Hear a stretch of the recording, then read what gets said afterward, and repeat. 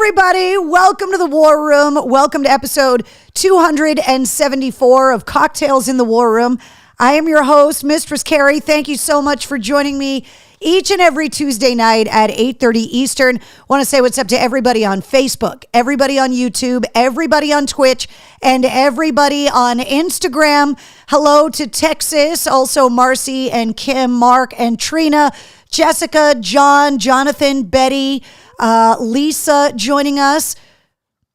What's going on, everybody? Sorry I was out last week. You guys know that I was on location up in Portland, Maine last week for the Tailgate Tour. Hold on, let me move my microphone a little bit. I was broadcasting live on 106.3 The Bone in Portland, Maine with Stain, Seether, Saint Asonia, and Tim Montana. So we couldn't do the War Room last week. There was absolutely no way to pull it off where I was backstage to try and do the War Room during the show. It was way too loud. The Wi-Fi was weird. There was just no way. So what's up, Bish? Hi, Dina and Ash joining us. Hello, good people, says Lou. Want to remind you guys, if you're watching on Instagram, I see your Instagram handle, not your real name. So if you're commenting on Instagram, make sure you put your name in the comments so I can say hi to you, because otherwise I just see Kiki Ann 65. That's what I see. I have no idea. Is your name really Kiki Ann? I don't know. Christine says, hi, Carrie, number 274. Believe it or not, this is episode 274 of Cocktails in the War Room. The happy accident that we call it, that started back on March 14th of 2020. We just started going live here in the War Room in my house. We did 80 nights in a row through the height of the pandemic when the world was going insane. And then when we launched the Mistress Carrie podcast, we turned Cocktails in the War Room into a weekly show, which is where we are now. So between episode 80 and episode 274, we've been here almost every week. Sometimes because of circumstances beyond our control, we have to postpone the show or whatever, but we're here. Now, for anybody that's new, I want to introduce you to my co-host, my partner in crime, the peanut butter to my jelly. This is Wednesday the Goth Pug. That is where you can find her on Instagram. Bill from Fall River joining us on Instagram. Let's see. Lake Marion, South Carolina, chiming in on Instagram. Bring back WAF, says DJC7, blah, blah, blah, blah. I can't read your whole handle. Mark and Athol watching on Instagram as well. Wednesday now has over 1,000 followers on Instagram, which is kind of insane. She has been my co-host through this whole endeavor. And, well, she gets her own camera. We call it the Pug Cam, so that you guys can watch all of the cuteness while we do the show. I do want to remind everybody on Instagram that the aspect ratio on the Instagram feed is a little bit different than it is on YouTube, Twitch, and Facebook.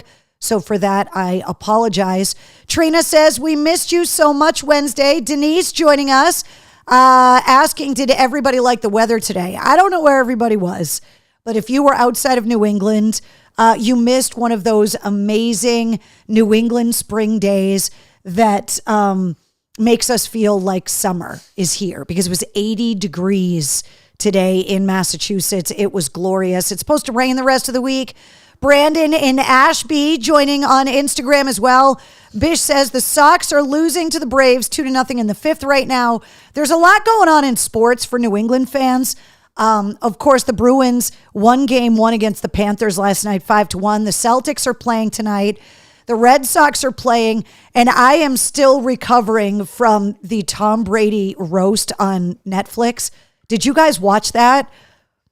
I haven't laughed out loud that hard and I can't remember.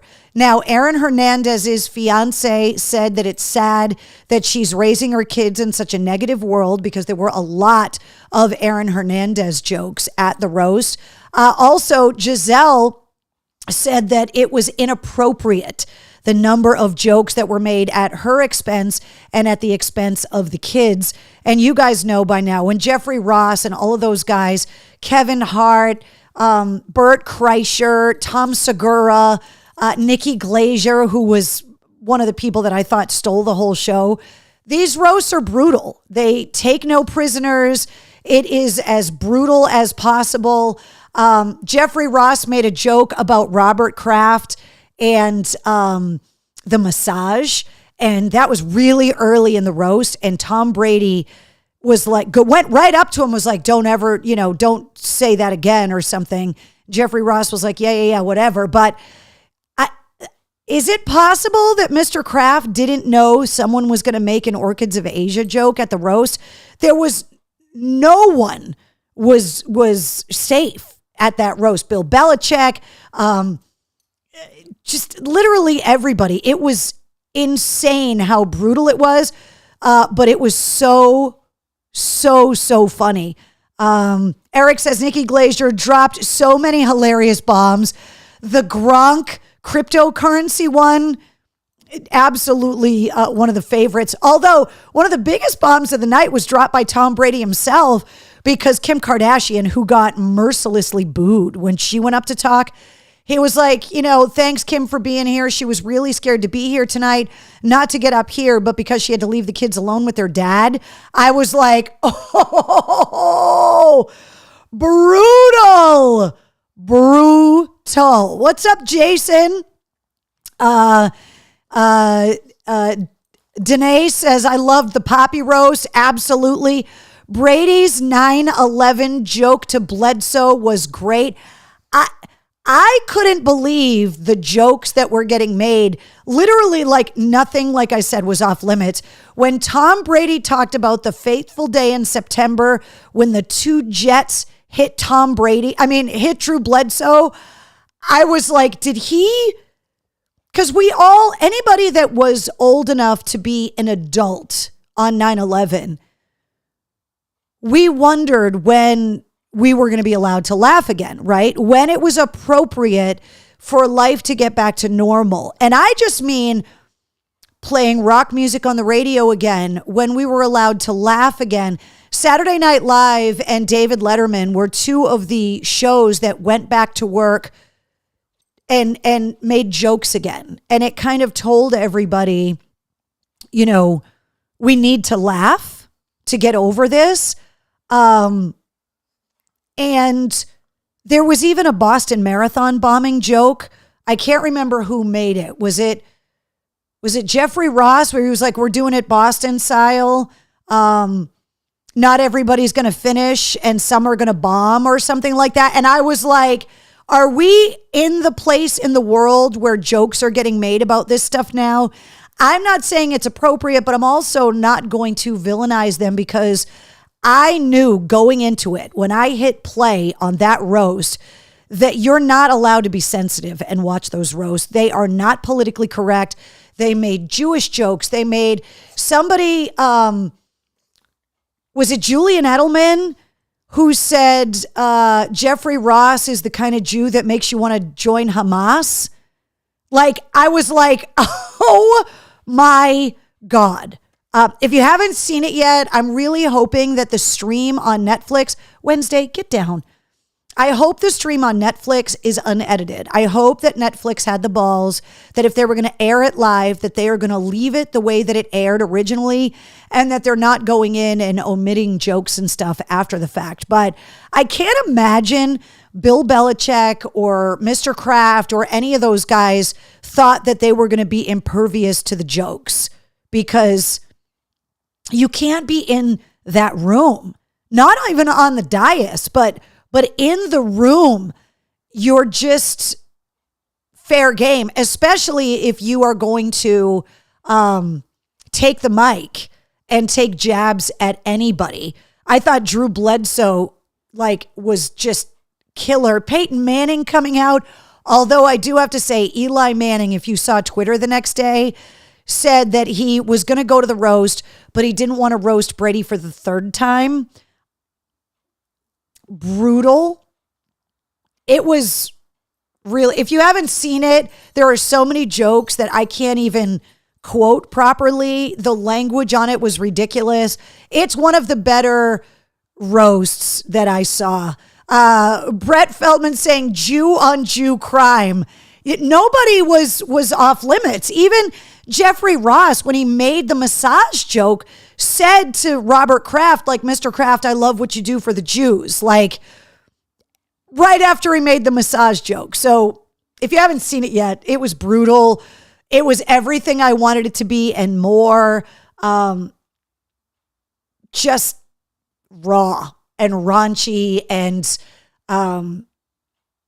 I laughed to the point of tears like 3 different times. It was, and good on Tom Brady for knowing what he was going to get in for. You know, all of the gay jokes, the plastic surgery jokes, the divorce jokes, the one of the lines that I loved was like, you know, a man's got to do what a man's got to do. Sometimes if you want to go 8 and 9, it only costs your wife and kids or something. Like, Kevin Hart came for it. So if you haven't watched it, if you don't have Netflix, get a friend that's got it and go to the house and get drunk and watch it, because Brett says Ben Affleck was sad. I think Ben Affleck tried really hard to come off as like the angry Bostonian character, and it just didn't translate well. And I don't know what he was thinking because all of those jokes for the most part are scripted out ahead of time because they were on the teleprompters. And that's not a shot at him. All of the comedians, they go off the cuff, but all of the comedians had stuff up on the teleprompter. So I wasn't really sure what was going on with Ben Affleck, but it was really, really funny. Tina says it was great. Carrie, even my old school Foxborough High got mentioned. Actually, Bish, Foxborough High got mentioned a few times, which was really, really hilarious. Was it Edelman that said that's the only place that would hire you right now to Belichick? I was like, Eric says it was kind of weird seeing Brady say the word fucking. If you didn't watch The Dynasty, it would be. But that 4-part or 8-part like series, The Dynasty, that's when I kind of got over the whole shock of Brady swearing, because all of those guys swore. Belichick was swearing, Brady was swearing, all of the players were swearing. People say it to me all the time that they're not used to hearing me swear, unless they obviously join us here in the War Room, because I can't swear on the radio. So for somebody like Tom Brady that is very well versed in how to handle the press for the most part, and you always see him doing post-game press conferences or commercials on TV, like, you don't expect avocado ice cream eating Tom Brady to like drop the F-bombs the way that he does, but he's a football player. So, yeah, seeing him swear, we're in a whole new era of Tom Brady now, because he doesn't care anymore. When he said, you could have given me the $20 million and I would have told you I did it about Deflategate, I was like, wow, Tom Brady is giving no fucks right now. Now, there are some newspapers in New York that are saying that was his admission of guilt, but I think that was his joke, saying for $20 million, I would have admitted to anything. That's how I took it anyway. Brett says Matt Light got Bill to swear. Kevin Hart got Robert Kraft and Bill Belichick to do a shot together. Gronk did a shot with Tom Brady and Coach Belichick. It was really, really funny.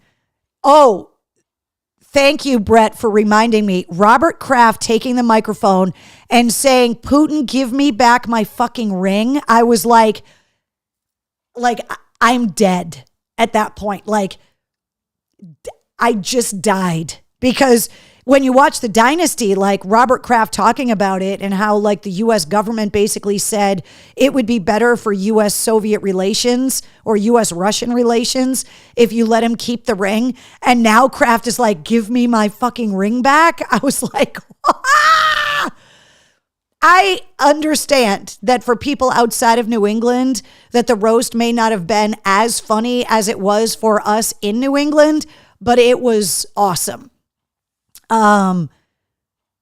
Sarah J., the woman from Boston, the comedian, her line about Bledsoe's ring, saying just because you wear it doesn't make it real, comparing Bledsoe's Super Bowl ring to her strap-on. Oh my, I know I'm ruining it for some people, but guys, trust me, there are so many other jokes that you're going to laugh at.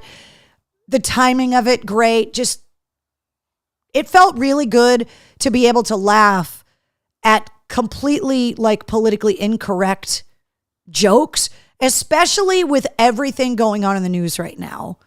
There's just so much going on between the pro-Palestinian protests, what's going on in the Trump court trial. Like Stormy Daniels talked about spanking him today with a magazine. I could have lived my whole life without knowing that the former president is a sub. Like I didn't need any of that. I do want to let new people know to the War Room that you can always tell what I'm drinking based on the cup, mug, or glass.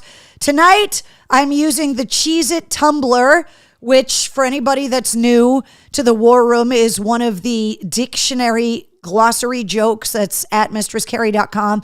The reason that I am not having a cocktail tonight, cocktails in the War Room, I am having iced coffee instead, is because I was called into work by Westwood One later tonight. And so after the War Room, I actually have to go on the air and pull an all-nighter tonight. So there can be no alcoholic beverage drinking whilst on the people's airwaves. So I'm drinking iced coffee right now, so I stay awake for the rest of the night. What was up with Dana White? I have no idea. The worst is yet to come, Michael Cole says.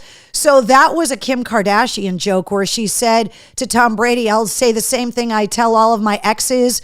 The best is behind you is what she said. So kind of hilarious. Rachel King said Sam J had me rolling. She was absolutely hilarious. She was talking about being an African-American woman, a lesbian from Boston, and how she wanted to try one more time to have sex with a man and wanted it to be Tom Brady, and went into grave detail about how she wanted Brady to do it.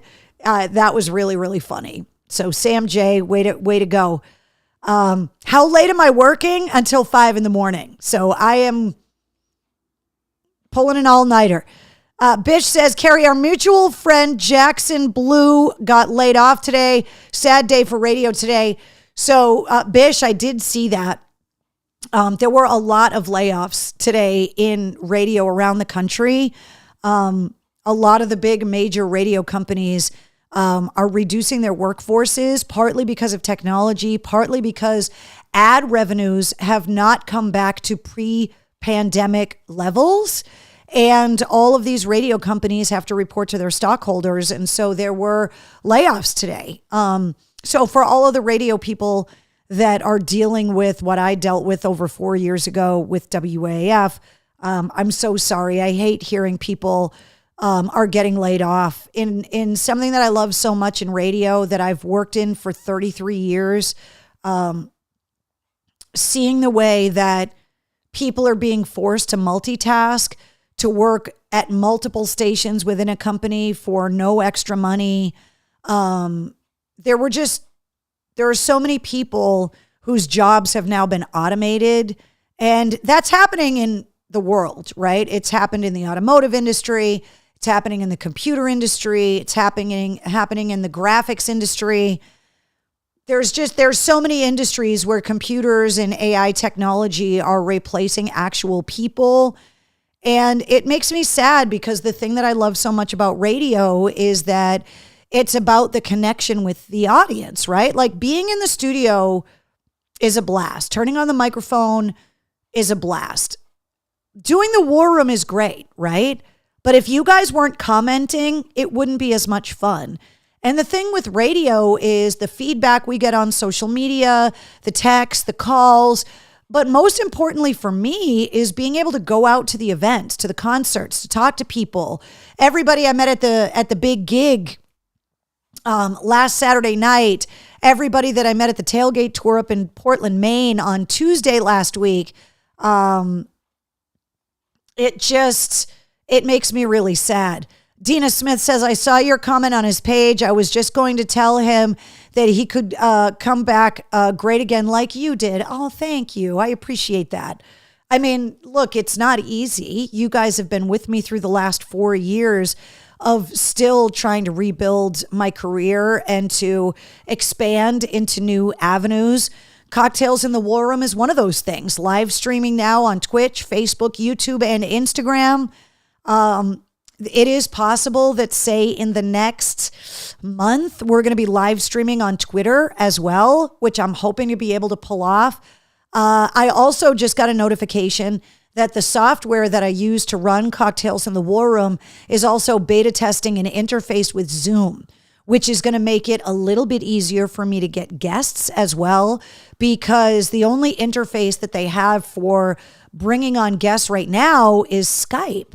And while Skype is still great and still works, 95% of the people that want to do some kind of virtual interview kind of stuff, they want to do it on Zoom. They're familiar with Zoom.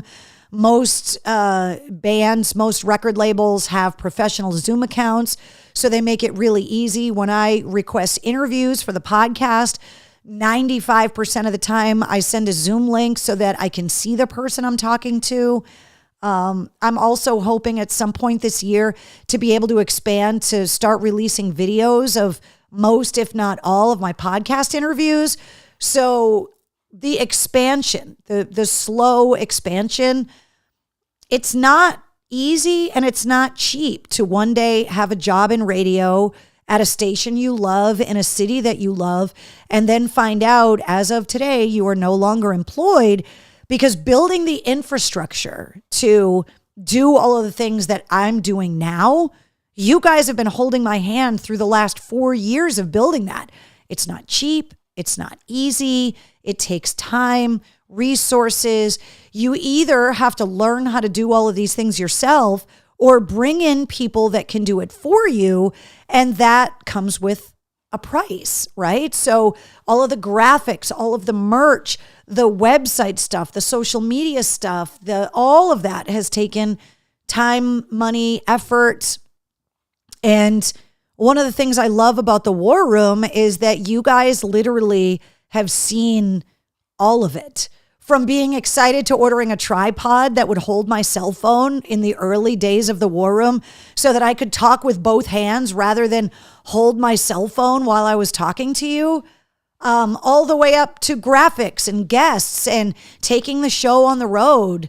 It's not easy. And I know a lot of radio people are working so hard at keeping their jobs that they don't have the spare time when they're not at work to be able to start building the infrastructure in the event that they get unceremoniously let go. So it's hard to kind of hit the ground running after a gut punch like that. So my heart really goes out to not only all of the people that got laid off, but I also know, the people that get left behind not only are missing people that they loved working with every day, but are then being asked, well, if you want to keep your job, you have to absorb more of the people's workload that we just laid off.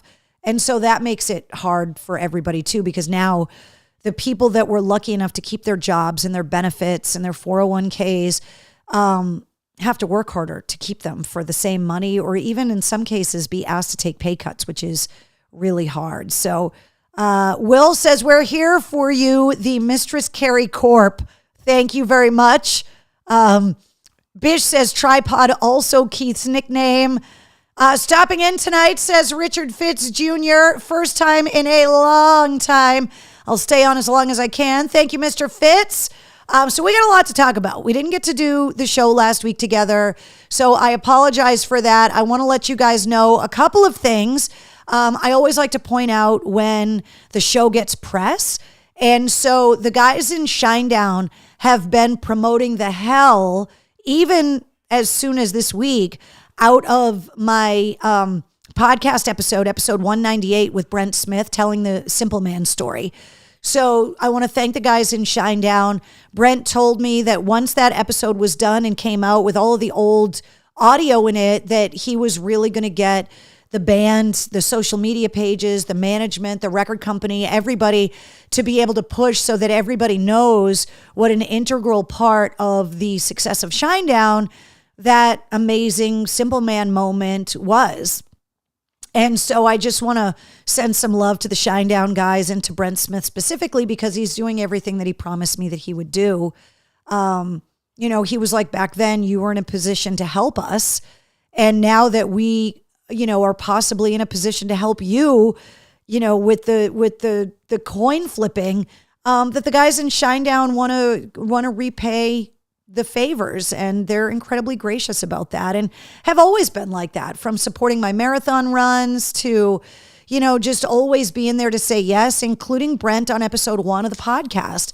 So I just want to, thank Brent and the guys from Shinedown, and also everybody at Blabbermouth who pay very close attention to the podcast. And the first time that the guys in Seether actually talked about the name of the first single from the upcoming new album, Judas Mind, was during the broadcast last week from the Tailgate Tour up in Portland. That Seether interview I put up as a bonus episode of the podcast late last week. And once it hit the podcast, it got picked up. So I want to thank everybody at Blabbermouth for always being so gracious and giving press to the podcast episodes when we make news, which is pretty often, actually, which is pretty cool. Now that the big gig is over, the focus is on the annual Pike FM Hair Fest, which is coming up in July at Indian Ranch, and also Rockfest got announced, which is like the last big bash of the summer, which is happening August 31st, both at Indian Ranch in Webster, both featuring 5 of the biggest tribute bands around. Tickets for both are on sale now, and they are both listed on the concert and event calendar at mistresscarrie.com. For anybody that doesn't know, you can hear me every weekday afternoon from 3 to 7 on 100 FM The Pike in Worcester. You can also hear me every weekday afternoon on 106.3 The Bone in Portland, Maine. Last Tuesday, I was not here because I was broadcasting live from the Cross Insurance Arena in downtown Portland for the Tailgate Tour. So I wanted to show you some of my pictures. This is the backstage Seether interview that we were just talking about that went up as a bonus episode of the podcast. Adam Gontier from St. Asonia probably does not want to speak to me right now because he's a Toronto Maple Leafs fan and was talking a lot of smack in that interview, which is going to get put as a bonus episode on the podcast this week.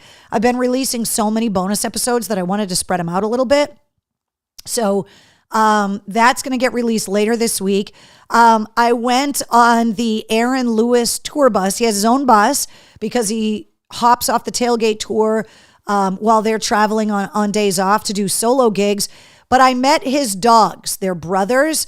They're named Clyde and Cletus. Cletus from the Dukes of Hazzard, Clyde from Any Which Way But Loose. The dogs are adorable. I know that they could smell Wednesday on me and they wouldn't stop like smelling me and climbing in my lap. But he's got 2 French bulldogs, which I was a little taken aback by when I got on Aaron's tour bus and these 2 little dogs came running up. For some reason, I thought he was going to have more of a macho dog or 2, but he was like, they got to be able to travel with me on the tour bus, and little dogs live longer, and I want my dogs to be around as long as they can be. So he got 2 French bulldogs that are brothers, which is adorable. So I told him that he needed to make an Instagram for the dogs so that they could follow Wednesday on Instagram, at which point he started talking about mainstream media not being trustworthy and social media not being trustworthy. And then, as we always do, Aaron and I got into like a 30-minute debate on politics on this tour bus. Then we took selfies together. I yelled at him about smoking cigarettes, and then I went in and watched the band play. So there you go. Also, Tim Montana ended up wearing my Mistress Carrie shirt, the new one, the 3/4 sleeve black on black jersey on stage when he performed, which was amazing. Which brings me to my shirt tonight, because you guys know I have a pretty extensive concert shirt collection. And so Tim Montana and I swapped shirts.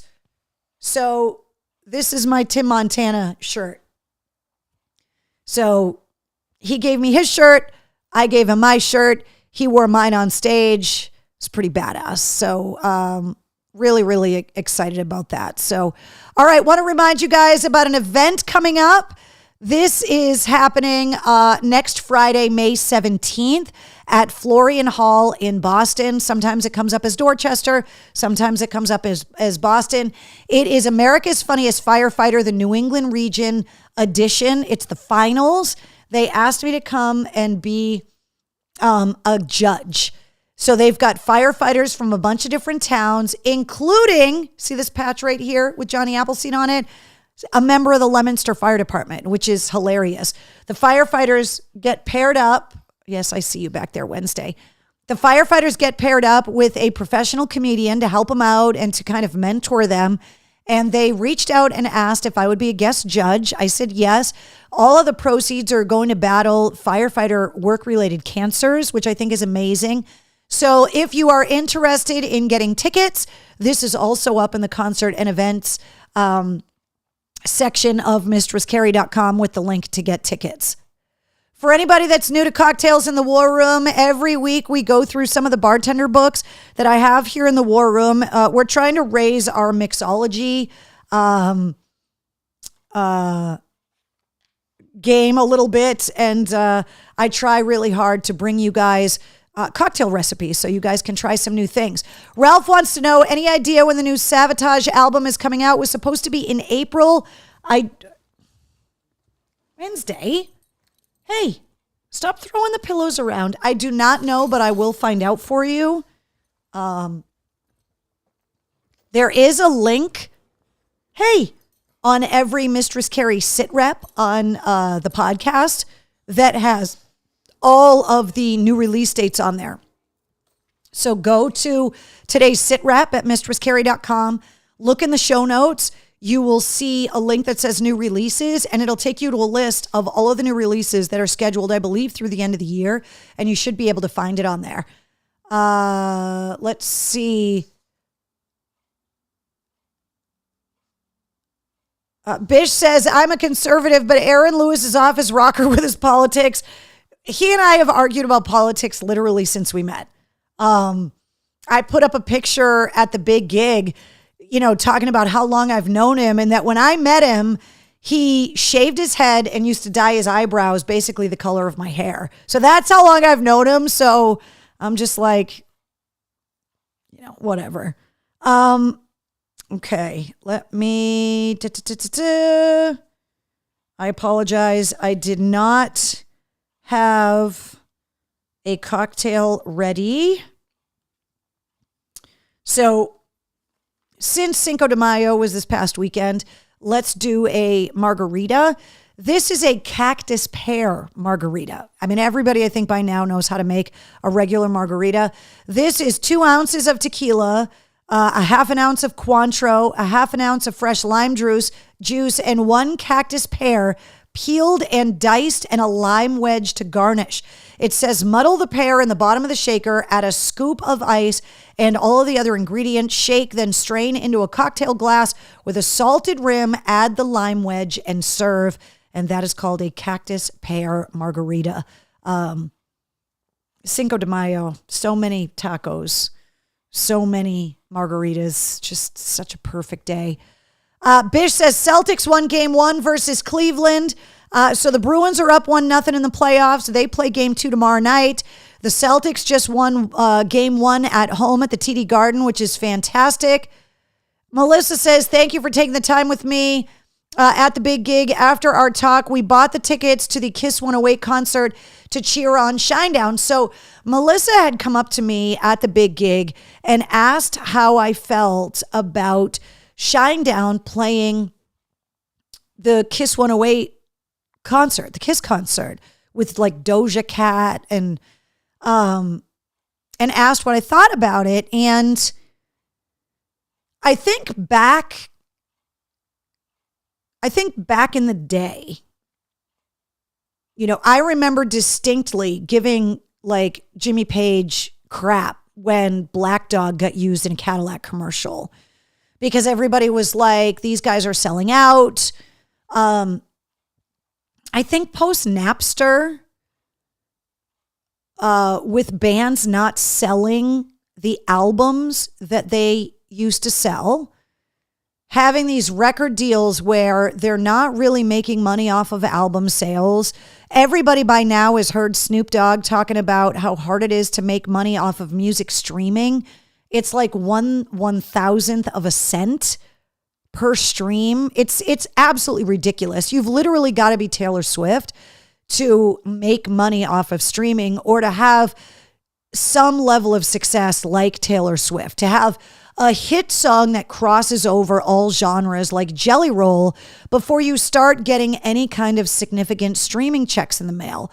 And so I think maybe 20 years ago, I would have given a band like Shinedown crap for, doing anything to try and cross over into other formats of radio.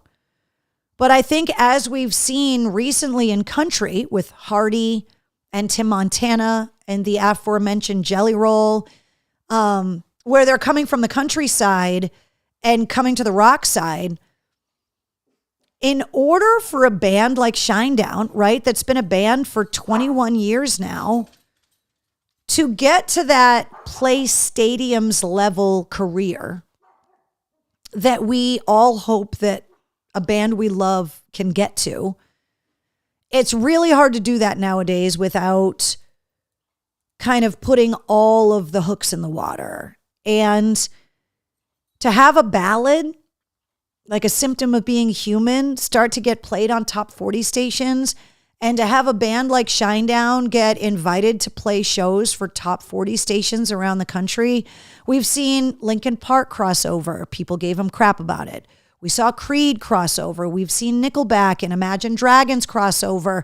I even think that Stone Sour got a little bit of crossover airplay for Bother. In the last 20-something years, watching the way that bands struggle to get to that next level, to watch how hard it is for them to tour continuously for 20 years, all I can say is that anything that is going to make a band that I love more successful, I think the only thing that upsets me about it is that if those bands are encouraged by the people that advise them, whether it be management or the record company or, their agent or whoever, their lawyers, to kind of forget where they come from and to not support the rock stations that help to put them on the map, to the point where the top 40 stations even cared about them. Because the rock stations are there for life. The top 40 stations are going to be there as long as your song's in the top 40. And then, pop stations play what's popular. And when you're popular, they play you. And when you're not popular, they don't. Rock stations love you for life. And bands know that. And so I think as long as Shinedown is a proud rock band that loves their rock fans, whatever is going to make them more successful, I just want the bands I love to get all of the things in the world that they want, to have platinum albums and diamond albums and to sell out their shows and to get inducted into the Rock and Roll Hall of Fame and win Grammys and all of those things. Whatever career milestones they want to achieve, I want them to achieve all of those things. So I think it's great that they are going to be playing on the same stage as Doja Cat. I think when they start playing some of the heavier songs in their set, they may horrify some of the soccer moms, the way that they were horrified when they went and saw Nickelback and heard them playing all of the songs that we know are on those Nickelback albums besides Photograph and the ballads that they play on top 40. So yeah, there you go. Heidi's here. She says, give me some slack. I just got off work. Heidi, not a problem. Although Michael Tallman says denied. Let's see. Lou says Snoop Dogg is doing fine. He just inked a deal with the NCAA football. He's sponsoring a bowl game. Lou, I'm not saying he's crying poverty. What I'm saying is that it takes artists at the level of Metallica and Snoop Dogg and Taylor Swift to call out the injustices in the music industry, because when you get to their level, they're untouchable. Their brand is so established that the record label dropping them is not going to kill their career.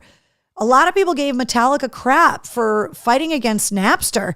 It wasn't because they were losing money. I mean, they were, but it was because they know how that would have hurt them when they were an up-and-coming band. If people weren't buying their records. And Metallica records were pirated. People were dubbing them on cassettes, but they were losing a generation every time they got dubbed.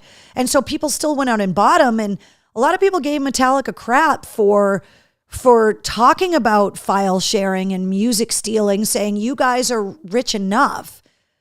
But they've proven to be right. And all of the new bands that were inspired by Metallica that have come up have had to find other ways to make money, i.e., expensive concert tickets, i.e., $100 hoodies at their shows, social media stuff, getting their songs in commercials and on movie soundtracks, because they know they're not going to make money off of album sales, and they know they're not going to make money off of streaming until they get to a certain level. And so I think it's right for Snoop Dogg to complain about how little money the bands make off of streaming, because I think as music fans, when you use a system like Spotify or Apple Music or Pandora, especially if you pay for an account, you feel like the bands that you're listening to are getting your money.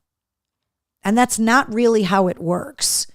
And the argument is, well, maybe that should be how it works, that the money that a person pays every month, the songs they listen to in that month, that money should get split amongst the artists that they listen to. And that's not how it works. So Tracy says Nickelback, Something in Your Mouth is definitely adult. Yeah, exactly. So that's where I think it's the position of power, right? That our elected officials are supposed to be in a position of power to speak for those that don't have the voice or the platform, for people to have a massive social media presence or any level of fame, that try to use that fame and that platform and that microphone to call out injustice or to get behind nonprofits. That's kind of the responsibility that comes with that. And there are people that say, oh, shut up and dribble, shut up and sing. But I think anyone that is in a position to try and help a cause that they truly believe in, I've taken crap for years and years and years off of the support for the military that I've given, because people debated the war and were like, well, you're cheering on the war. And in the beginning, after 9/11, I was pretty angry, the same way that I was angry after the Marathon bombing and was on the radio calling for, that little shit to get executed, and he should have just gotten shot in the face coming out of the boat, because I was angry, still want him to get the death penalty. Fuck that kid. But my support has always been with the troops. And I believe that if I have the ability to help veterans' causes, to help raise awareness for some of the struggles of our nation's veterans, if I want to do it, I don't want to be told I have to do it. But if it's something that I truly believe in and I'm going into it for the right reasons, which I think a lot of athletes and actors, when they stand up for something, whether I agree with them or not, they're doing what they think is right. And I think anybody with a platform wants to do that. Betty says, that makes me want to go and give up Apple Music. Well, the thing is, look, I'm not rallying against any of them. They're all like that. YouTube as well. If you really want to support an artist, if you really and truly want the artist to make your money, buy their merch off their websites, because when you buy it at the shows, There's more people getting paid out for the merch. The merch is usually cheaper on their website because there's fewer middlemen. They don't have to truck the merch around. They don't have to pay merch people. They're not paying the venues to take their percentage. And buy the band's albums. Buy physical copies of the albums. If you really want to make sure that you're supporting the artist, which is why when I go to shows,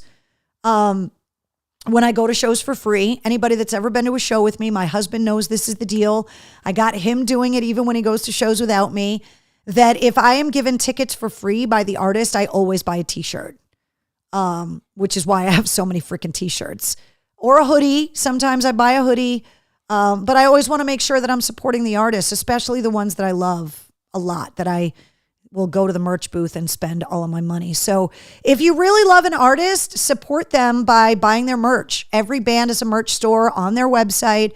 You can buy their merch. It'll get shipped right to you. There's usually a better selection of merch on their websites. A lot of times you can go and get old merch from older tours because they have leftover stuff. Sometimes that stuff is a discount. They always have great like Black Friday sales, and they always have great novelty stuff. AC/DC has got unbelievable novelty merchandise in their online store. Same thing with me. You know, I understand what it's like to have my own merch store, and I understand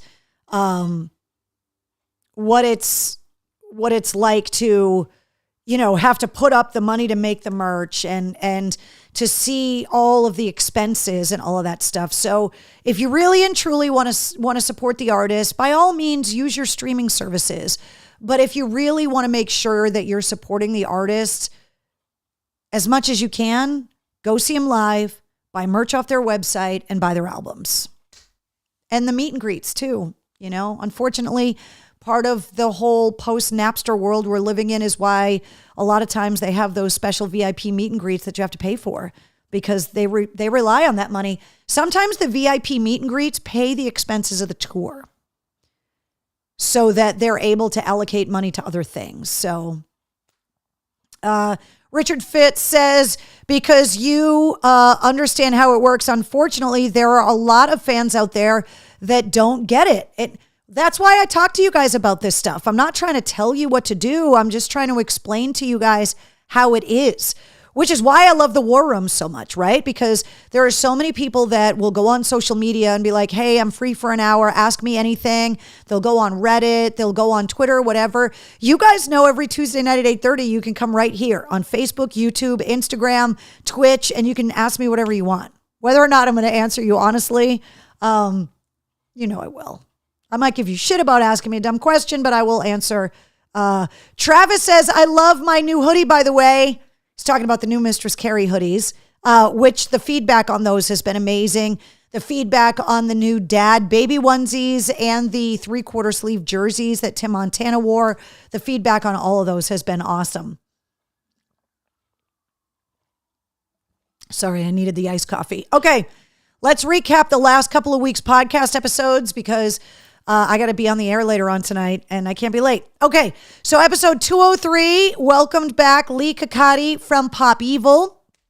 The band is out on their Flesh and Bone tour right now and also working on new song ideas.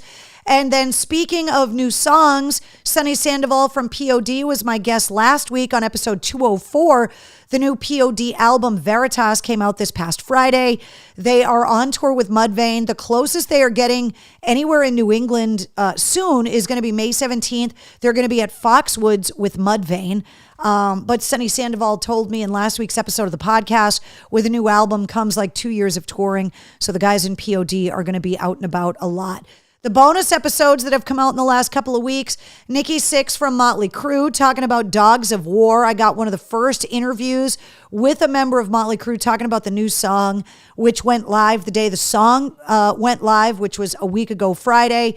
And then also the bonus episode featuring Seether from Backstage at the Tailgate Tour, talking about their upcoming new album. New Seether album in September. Judas Mind, the first single, is coming out in July. Reminder that if you subscribe to the Mistress Carrie podcast, you, oh, no, hold on. I got to tell you who's on the podcast this week. Come on, Carrie. If you subscribe to the podcast, You get the new weekly episodes that come out every Wednesday, coming live at midnight tonight. Ed Roland from Collective Soul. Now, last summer, my friends in Rubicon toured with Collective Soul. And I spent like a half hour hanging out with Jay Sims, the lead singer of Rubicon, and Ed Roland from Collective Soul in the loading dock of the Cabot Theater in Beverly, talking about music, talking about the Beatles, just talking about songwriting and amazing singers. Will Turpin, who is right here, has been on the show, or actually, no, he's right here, has been on the show before on episode 132. But Ed Roland said, I was like, dude, you got to come on my podcast. He was like, 2024 is going to be a huge year for Collective Soul. When we can announce all of the big things that are happening, I promise I will come on your show. He made good on that promise. So Ed Roland is my guest on episode 205 of the Mistress Carrie podcast that goes live at midnight tonight. They have a new live double album coming out next Friday, May 17th. They're celebrating their 30th anniversary. They are opening up for Hootie and the Blowfish on the Summer Camp with Trucks tour with Edwin McCain and the Bare Naked Ladies that is going to be at Fenway Park. They also are one of 4 artists that played not only Woodstock 94, but Woodstock 99. Now, you guys know I was at both of those as well, and Ed and I actually talked about that. We talked about recording the new double album at Elvis's house, not Graceland, Elvis's other house, which we talk extensively about. We talk about his dogs. He was actually supposed to be on the show a week earlier, but he had to postpone because the night before our interview was scheduled, his next door neighbor's house burned to the ground. And Ed was up all night because the neighbors were at his house, who he is really good friends with. And he was like, it was such an emotional night that I just couldn't do the interview. So we talk all about that on the podcast this week. We talk about being a dad. We talk about the closeness of the guys in Collective Soul, about the music that influenced him. Like, we had a really great conversation. He's just such a genuinely sweet guy and a lover of music. So if you're a Collective Soul fan, it's their 30th anniversary. The story about John Entwistle is really funny. I'm not going to tell you what he said, but it's in this week's episode. So episode 205 of the Mistress Carrie podcast goes live at midnight tonight, featuring Ed Roland from Collective Soul. And if you subscribe to the podcast, not only do you get the weekly episodes, not only do you get the bonus episodes whenever they come out, but you get the Sit Rep Monday through Friday with all your rock news, music headlines, entertainment updates. It's around 5 minutes long and it updates first thing in the morning. So no matter how early you get up, you can get caught up with all of the entertainment news, music highlights, rock gossip, album releases, tour announcements, all of that stuff. Speaking of the podcast, here's all of the different places you can listen to the podcast, including the audio for every episode is on YouTube. And of course, you can always just go straight to mistresscarrie.com, find the episode you want to listen to, and click play. Rachel reminding me about Concert Week. Hold on, let me do this. So for anybody that's not aware of what Concert Week is, Live Nation does Concert Week once a year, and it's usually in the spring because there are so many more shows in the summer and fall than there are in the winter. And Live Nation is putting about 5,000 concerts up for sale starting tomorrow morning at 10 a.m. For $25 a ticket, all in pricing, $25 a ticket. And so these are not going to be premier front row tickets. But if you are a music lover, if you're a parent that doesn't have a lot of money and can't afford to take your kids to all of the concerts they want to go to, a lot of these tickets are going to be lawn seats or upper echelon balcony seats, but they're $25. So while you still have got to pay for parking and pay for t-shirts and pay for beer and all of those other things, depending on how you like to go to concerts, I think it's a really cool thing that rather than let tickets go unsold at premium prices, that they are making tickets to tons of tours more affordable for people that normally would not be able to afford to go. So no, it's not going to be Taylor Swift tickets that are $25, but it's all genres of music and a ton of rock shows. Everybody from Billy Idol to Cage the Elephant. There are just a ton of shows that they're releasing $25 tickets for. So if you've got kids, if money is tight like it is for everybody, and there are shows you really want to go to, tomorrow morning at 10 a.m., Concert Week begins, and they are putting up a certain number of tickets for over 5,000 shows for $25. And so it's a way for you to be able to go to more shows. It's a way for you to be able to maybe take the kids to their first concert in an affordable way. So you can do, I always tell you guys, think ahead, right? I believe concert tickets are a fantastic gift. So if somebody's going to have a birthday, an anniversary, some kind of event that you want to buy them a gift for between now and whenever the show is, find out who their favorite band is and buy them some tickets and go with them. I love concert ticket as a gift because not only is there the surprise when they open it, but then especially like giving tickets around the holidays or for like birthdays and stuff, because then they get to go to the concert 5 months later, 6 months later, and it comes up all over again, as opposed to just, buying somebody a gift card to a store or, something that they're going to get rid of and never think about it again. So, Tom says, hey, Carrie, what the F is going on here tonight? Tom, what do you want to know? Welcome to Cocktails in the War Room. You know what's going on. Let's see. Tracy said, did somebody say Billy Idol? Yeah, it's one of the many tours that there are going to be shows, and not every city shows are going to have $25 tickets, because if the show's already sold out, there are no tickets for them to sell, but the listings are going to be huge. So check tomorrow morning. Concert Week begins at 10 a.m. And I just think it's a great opportunity to be able to go and see shows that you might not ordinarily be able to afford to go to, especially if you're a parent, because I know what it's like to, want to take the kids to stuff. I'm lucky in that way that if the kids want to go to a concert, that's easy. When the kids want video games and motorcycle helmets and new Crocs, trust me, I know how quickly that money goes away. We're still holding strong at 149 countries for the Mistress Carrie podcast. So thank you to everybody that continues to share the episodes, for everybody that's new discovering the podcast, sharing them. If there's an artist that you like and a lot of your friends on your social media pages like that same artist and they come on the podcast, share the episodes. Okay, if you are celebrating your birthday today on May 7th, you're sharing it with Bill Kreutzmann from the Grateful Dead and Phil Campbell from Motorhead. So cheers to you if today's your birthday. Happy unbirthday, Keith.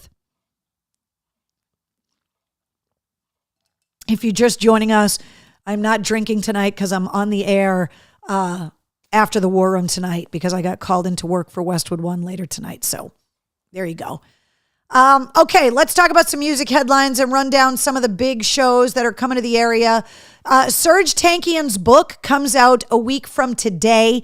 It's called Down with the System. It's his memoir. AC/DC announced the European tour with the Pretty Reckless, Cage the Elephant, Slash, and Collective Soul, all releasing their new albums next Friday, the 17th. Next Friday is going to be a huge day for new releases. Let's see. Heidi says, cheers to my anniversary next week. Congratulations, Heidi. Fine. Everybody's saying happy unbirthday.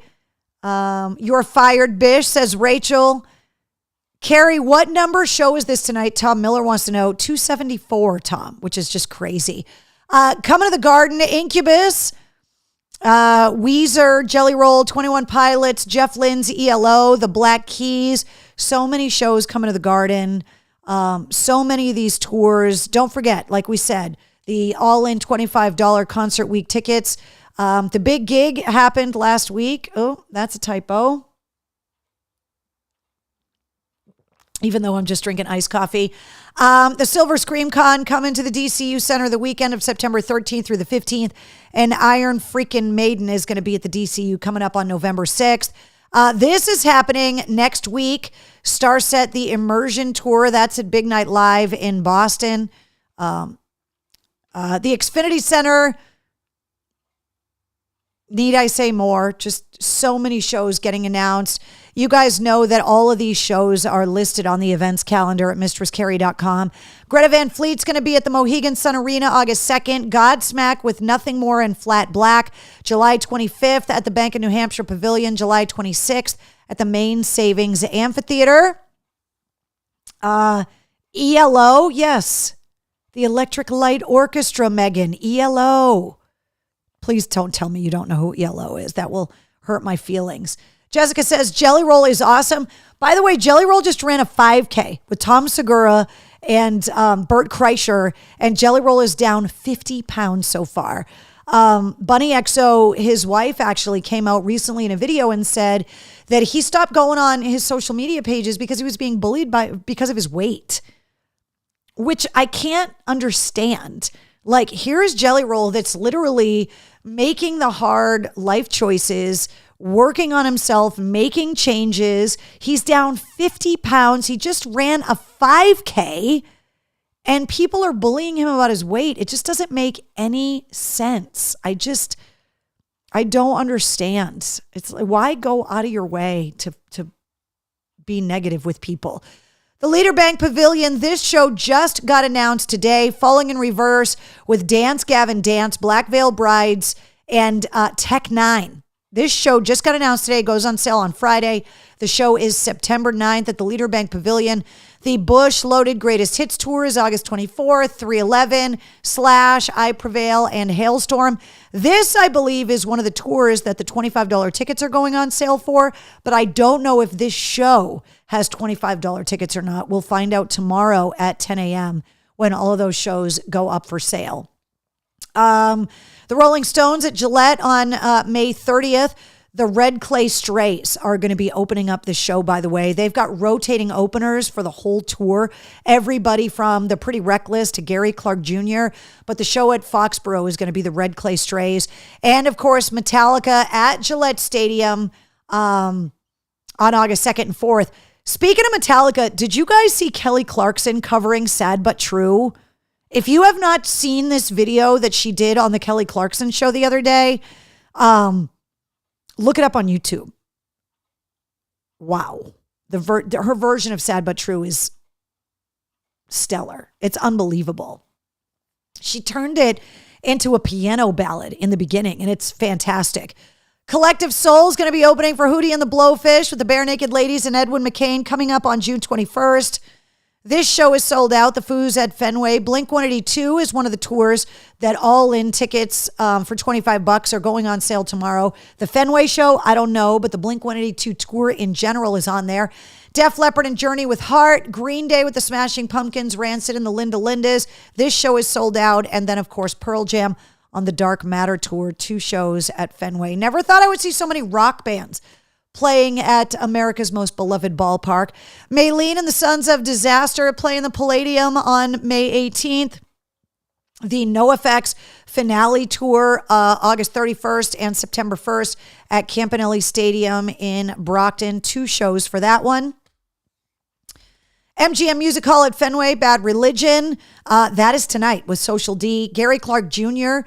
Speaking of Gary Clark Jr., on June 7th at the MGM Music Hall at Fenway, Kings of Leon and Sting. So, and more shows are getting announced all the freaking time. So just keep your eyes on the website. So many shows. Black Veil Brides are playing tomorrow night at the House of Blues. Rival Sons and Clutch are going to be there on September 17th. And Hatebreed with Carcass and Harm's Way and Crypta will be at the House of Blues coming up September 27th.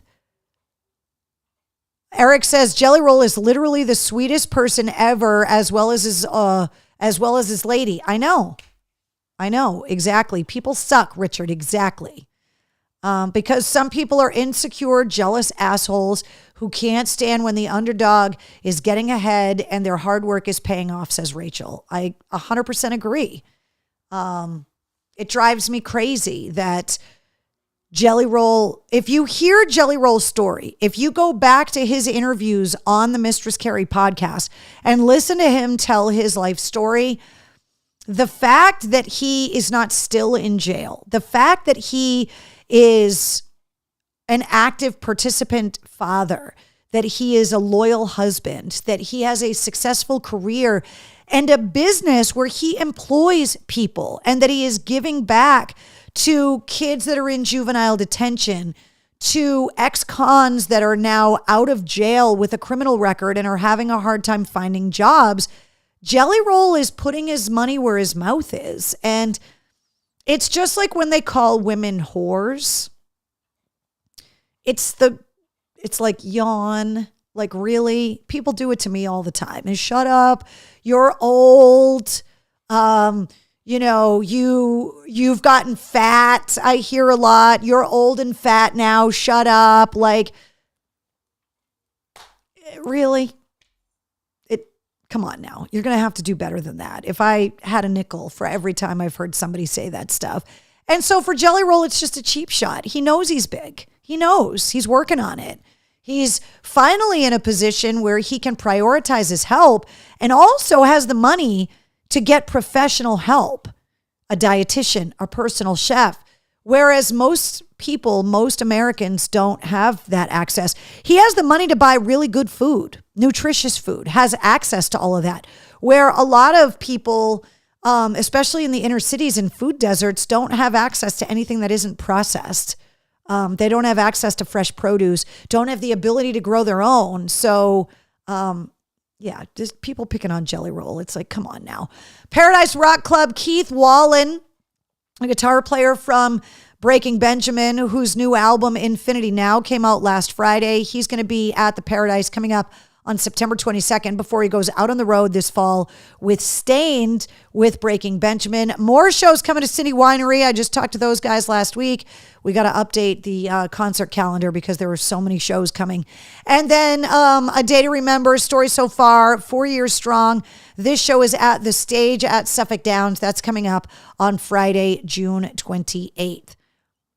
And then new releases this Friday include Incubus celebrating the 23rd anniversary of their album Morning View, Kings of Leon's new album Can We Please Have Fun, Powerman 5000 are back with Abandoned Ship, and also Sublime with Rome releasing Sublime with Rome.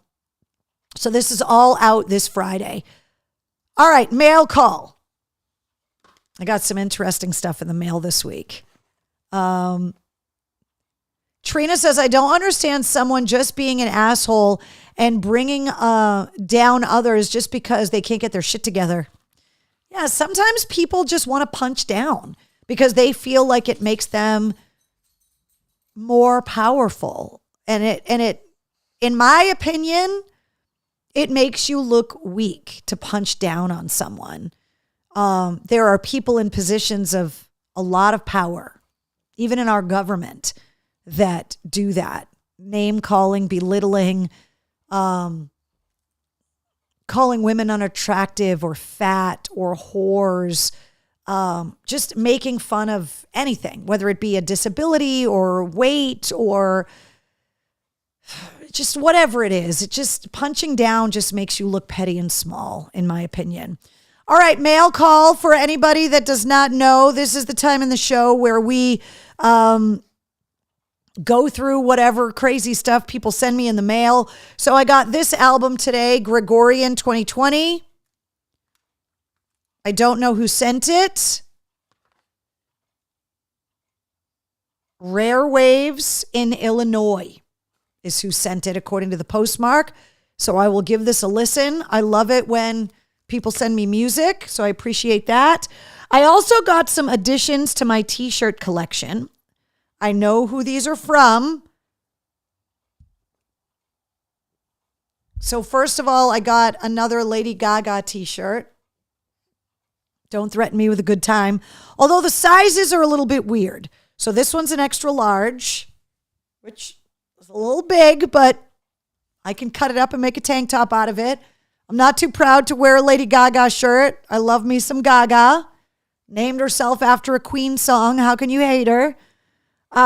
Then, speaking of Jelly Roll, I just don't know why this is a double extra large, but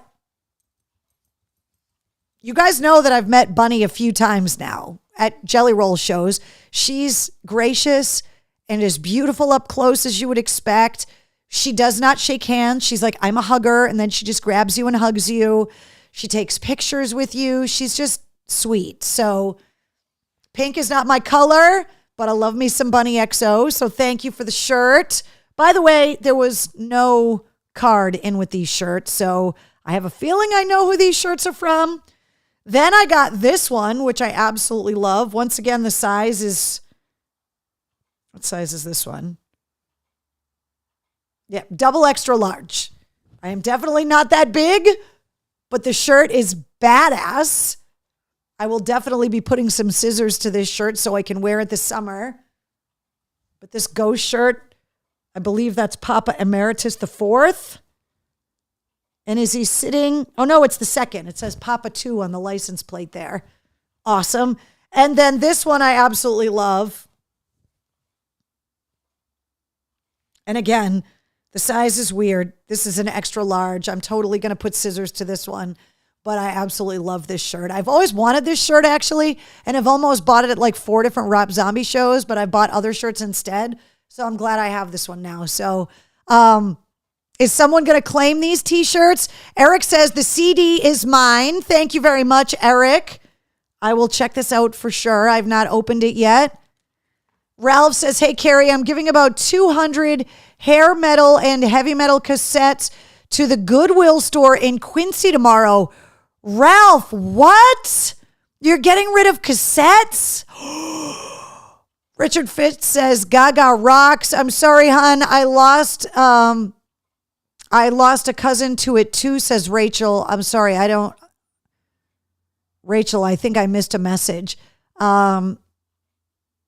Bish says, if I get you a shirt, what size are you? In regular unisex t-shirts, I am a medium. In ladies t-shirts, it's like a large or an extra large, depending on if it's going to shrink or not, because you gotta leave boob room. You gotta leave boob room. But medium regular t-shirts, that's what this Tim Montana t-shirt is. So. Eric says the shirts are from me too. I forgot to send a card. Thank you, Eric. My husband always looks at my t-shirt collection and he is like, I can't even, and I'm like, don't even ever, if you want to stay married, don't ever ask me to get rid of my t-shirts ever, ever, ever, because it's not going to happen. So, Keith says, oh my God, you should try those shirts on right now so we can see them on you.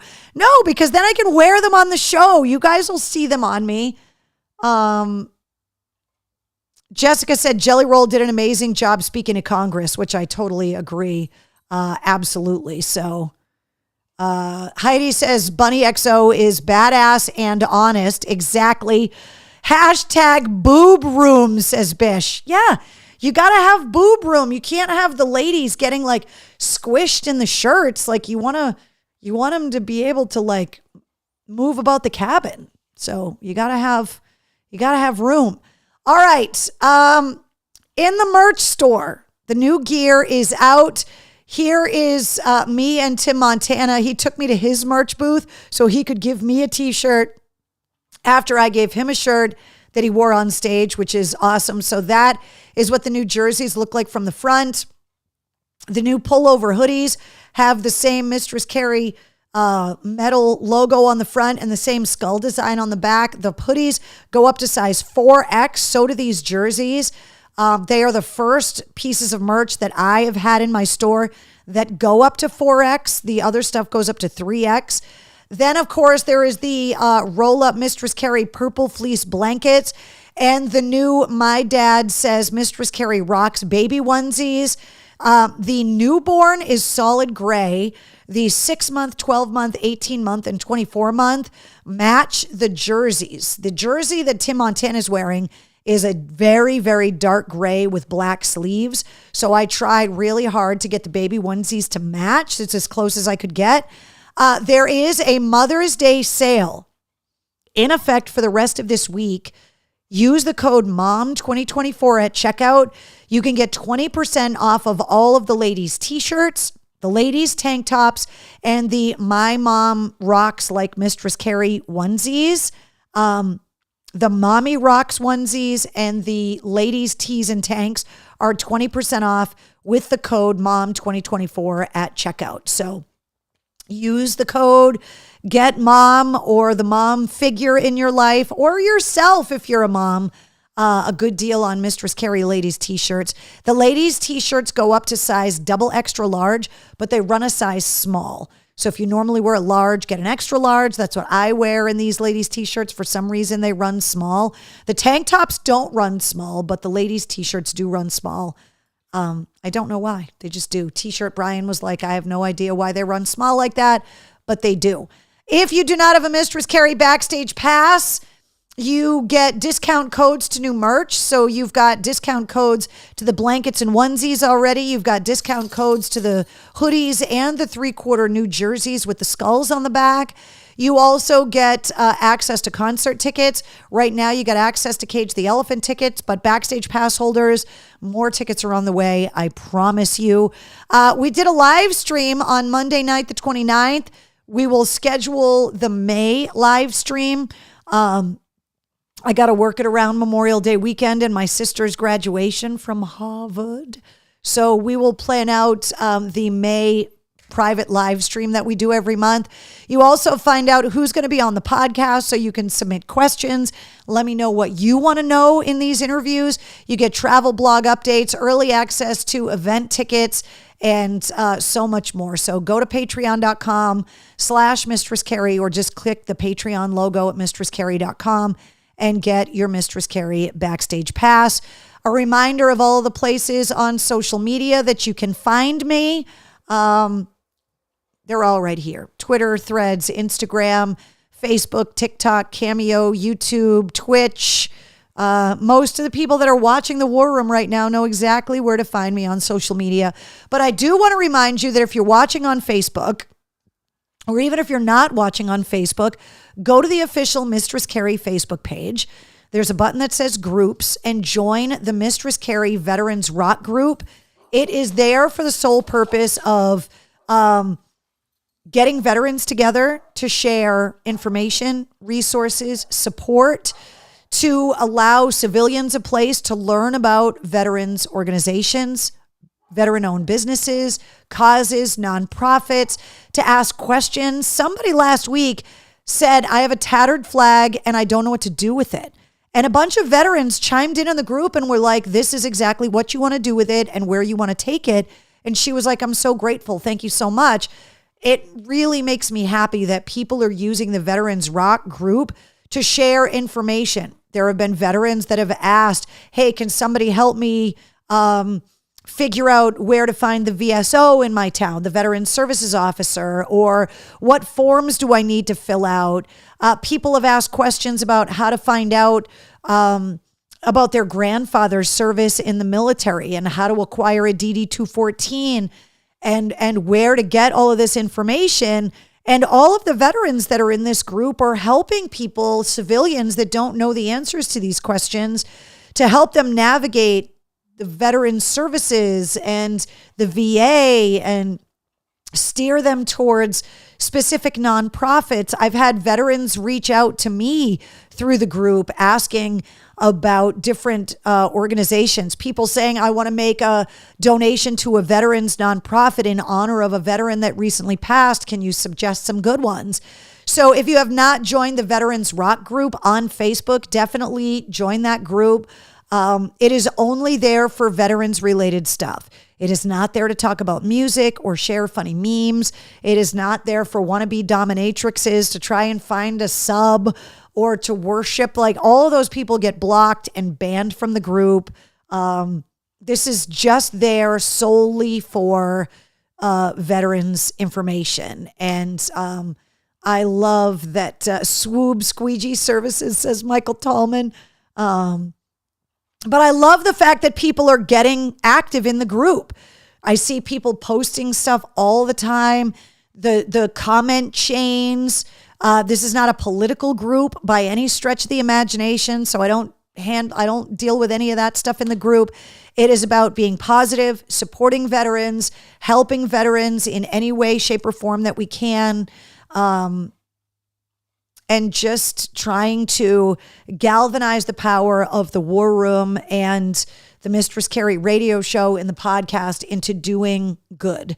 And it's a great way to help get those resources out there. So Travis says, thank you for supporting us, Mistress. Travis, you know it's my honor to do anything I can do to help you guys. The ice cream update I don't have yet. We're working on it. I promise. I just don't have updates yet. I'll let you guys know when I have more details about that. And if you're like, what do you mean ice cream? More is coming. All right, guys. So there you go. Episode 205 of the Mistress Carrie podcast featuring Ed Roland from Collective Soul. He is my guest this week on the podcast. Episode 205 goes live at midnight tonight. And that's it. There you go. Bish, love you right back. I think that's it, right? Wednesday, did we cover everything? She took off when I got the Lady Gaga t-shirt because she realized it wasn't for her. So there you go. All right, guys, we'll be back with episode 275 next week of Cocktails in the War Room. And enjoy episode 205 and expect a bonus episode probably by the end of this week with more of my tailgate tour interviews from last week in Portland. I want to try and get those up there as well. Go Bees, go Seas, go Sox. And if you haven't watched the Tom Brady roast yet, you're in for a doozy. Good night, guys.